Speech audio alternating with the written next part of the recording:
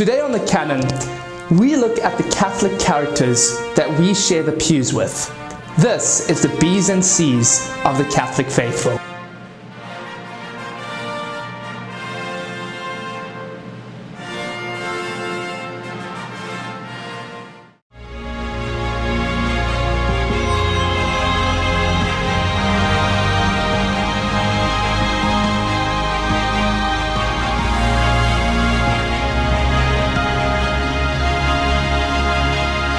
Many of us have eaten a meal in a restaurant where we can choose which food appeals most to us according to our appetites at the time. We are able to select between a variety of foods, picking what we like and leaving what we don't like. It has become more obvious to us of late that many Catholics treat Christ's bride, the Church, in the way that they would a menu in a restaurant. Increasingly, there are those who call themselves Catholic, who feel they are entitled to pick and choose between the various dogmas, doctrines, and teachings of the Church. They accept some while disregarding the inconvenient truths, wrongly thinking that there are those they are not obliged to obey, or worse still, knowing they should, but disregarding them anyway. They look upon these teachings not as commands from Jesus through His Church, but at best as options that are far too difficult, uncomfortable, and unachievable. Pope St. John Paul II stated in his talk to the bishops in Los Angeles in 1987, "It is sometimes claimed that descent from the magisterium is totally compatible with being a good Catholic, and poses no obstacle to the receptions of the sacraments. This is a grave error. Research shows that we are experiencing in the Church at the present time a considerable amount of disagreement with and resistance to the teachings of the one true Church, a protest of sorts. Today's protesters of God's revealed truth, as handed down by the Church, are in the same way as some of Jesus' first disciples who refused to accept the teaching of the Eucharist. This is a hard saying, they said. Who can accept it? Jesus knew they were protesting against His teaching, but He did not change or soften His words. He did not call them back to reassure them that He meant something else. There are many in the Church today who are similar to those who walked away and who would not follow Christ any longer. And without further ado, here's the cast of our movie that is our journey to salvation. Maybe you will recognize a few of them. Character number 1, we have the bobblehead Catholic. Now this type of Catholic accepts as gospel truth whatever is told to them, be it the media, their priest when speaking from his own opinion, and other Catholics who speak with authority but they actually know absolutely nothing. These Catholics don't like to rock the boat, and they don't even inform themselves, preferring to go with the flow at all times. Character number 2, the buffet Catholic. The buffet Catholic, these are also known as the cafeteria Catholics. They are the Catholics who take what suits them from the table of Catholicism. Things like abortion, same-sex marriage, Sunday Mass obligation, the sacrament of confession, and contraception. These do not appeal to their spiritual taste buds. They find the flavor of the world and all things current more tasteful.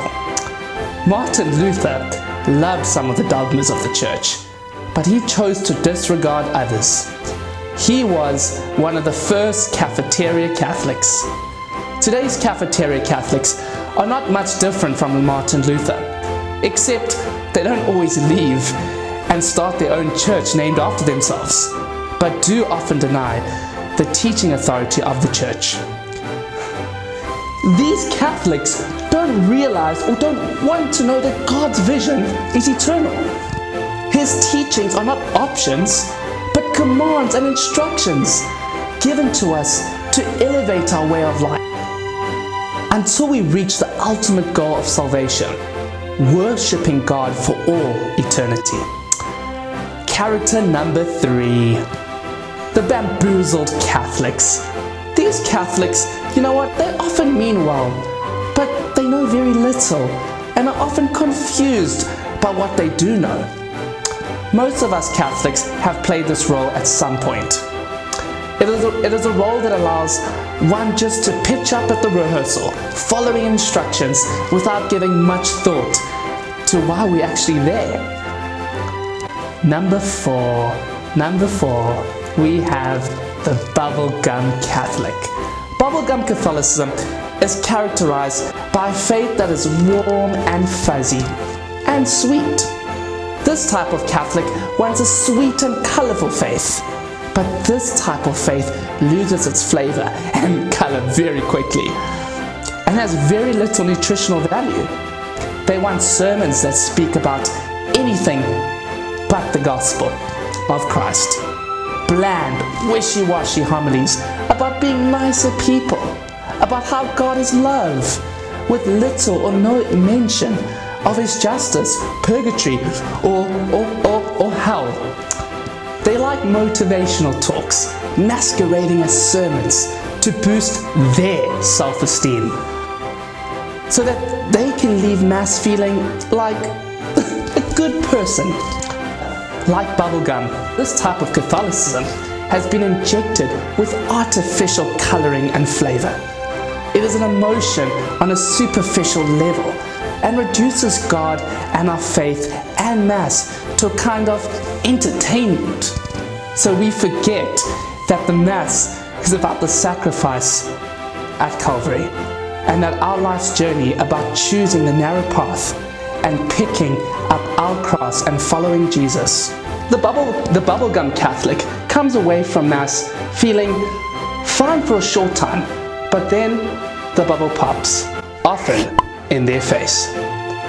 Let's look at our character number 5. We have the butterfly Catholic.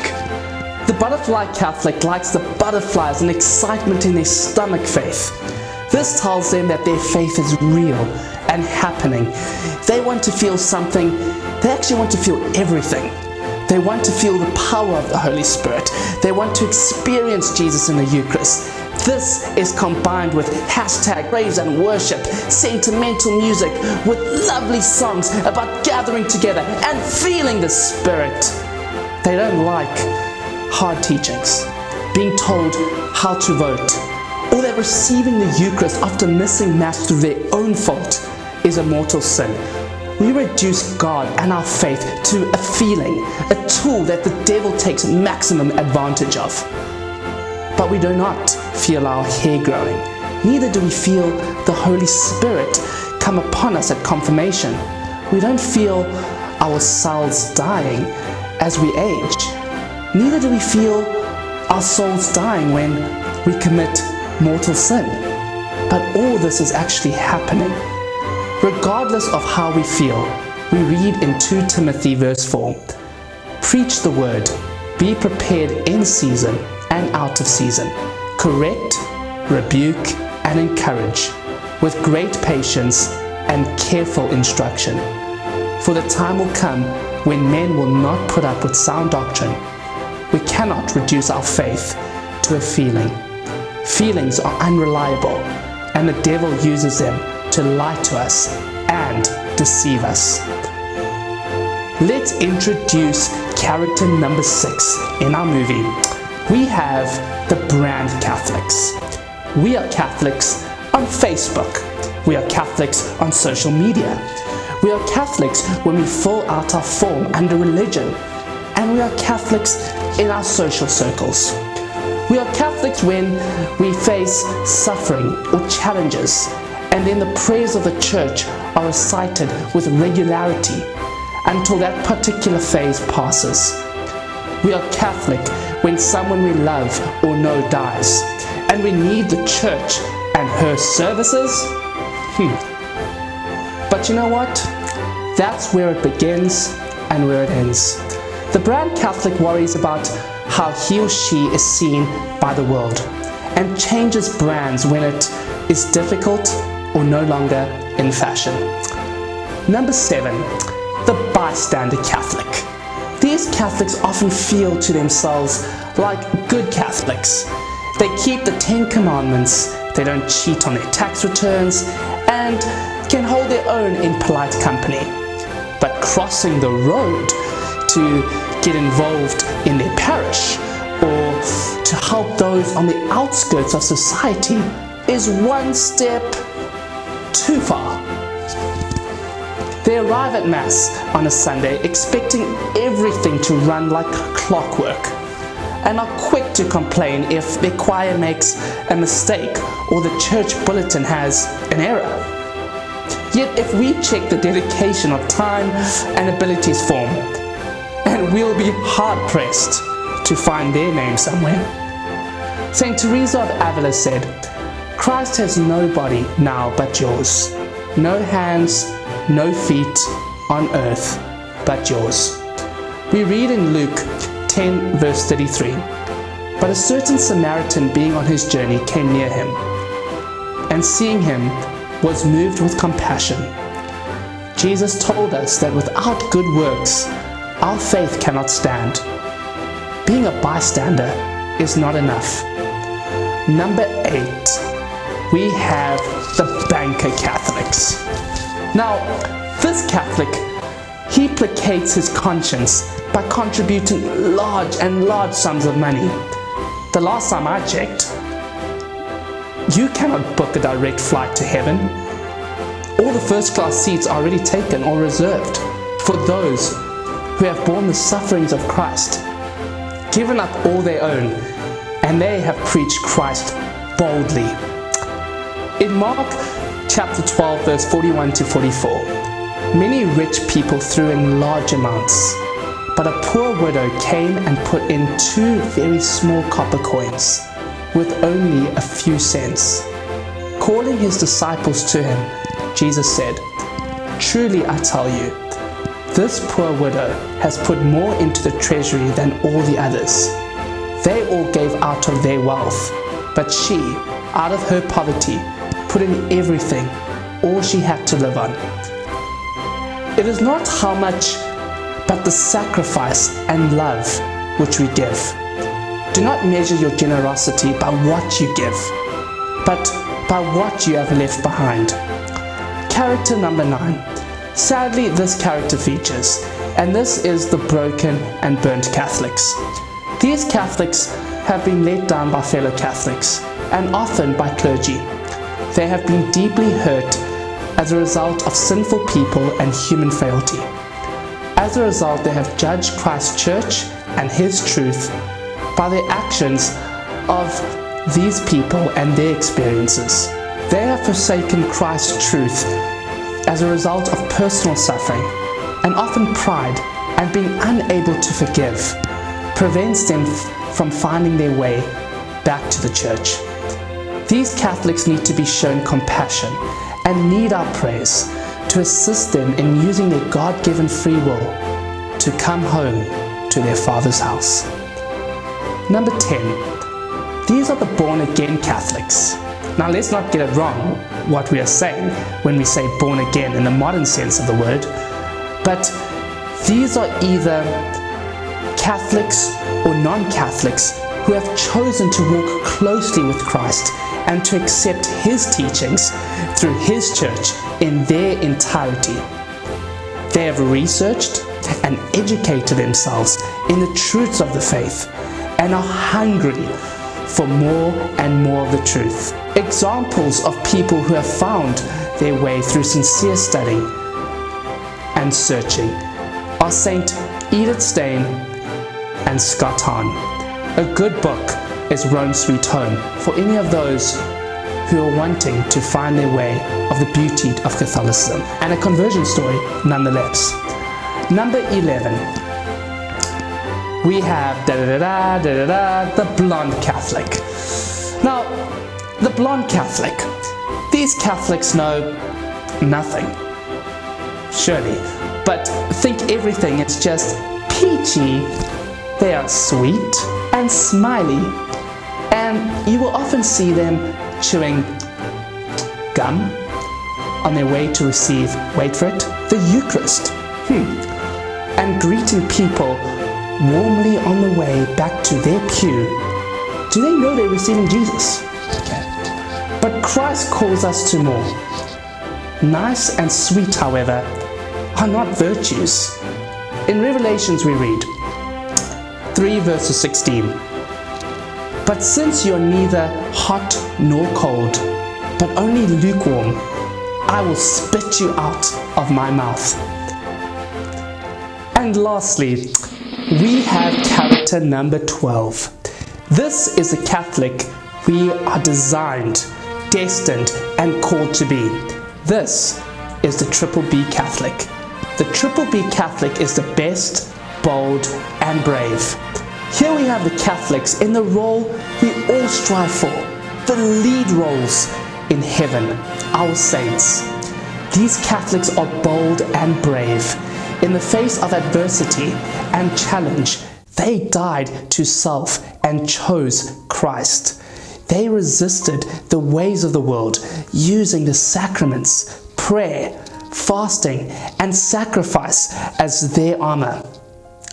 They immersed themselves in the teaching of Christ's church and acknowledged their weakness and sinfulness, leaning on Christ alone at all times. At the final curtain call, these are the winners of the heavenly awards on the stage of life's journey. To be true followers of Christ and the church he founded, we must accept not just most of what the church teaches as divinely revealed, but all of it. St. Thomas Aquinas spoke of this centuries ago. If of those things taught by the church as divinely revealed, one holds what he chooses to hold and reject what he chooses to reject, he no longer adheres to the teaching of the church as an infallible guide, but to his own will. Such a one may accept other teachings of the church, but he does so not out of divine faith, but only by a kind of opinion in accordance with his own will. The church does not change its teaching to fit the mentality of the times. Catholics have an obligation to form their conscience under the guidance of the teaching authority of the Catholic Church.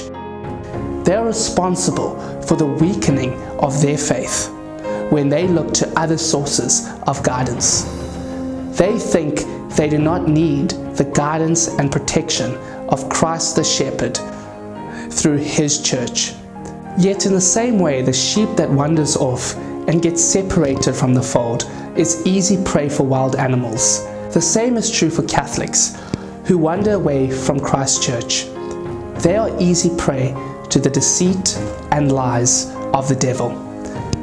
Being a Catholic demands many sacrifices of the true follower of Christ. We are asked to carry our crosses. In these times, interestingly, which Our Lady predicted, greater and greater sacrifices are going to be required in order to be an authentic Catholic. What we stand for and believe is increasingly challenged and ridiculed. It will take strong faith, firm hope, and a courageous love to come across this and to reject the world. While many of the Catholic cast is sadly concerning, we are not to be disappointed or discouraged. There is increasing evidence of a hunger for Orthodox Catholicism. Eucharistic adoration is in an increase. Traditional forms of liturgy are becoming more and more appealing. And people have a yearning for something deeper, the beauty, mystery, and truths of our faith. That brief glimpse of heaven when our Blessed Mother, the beloved Apostle John, all the angels and saints crowd around the altar as Christ's priests offer the sacrifice on the Mass on behalf of the faithful. It's all or nothing, folks.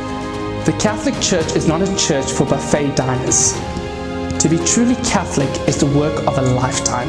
We need to practice solitude, silence, sacrifice, service, and study. We need to be obedient even when it is difficult, especially when it is difficult. If we are real Catholics, we have to believe what the Church teaches, professes, and claims to be revealed by God. And remember, fight the good fight and keep the faith.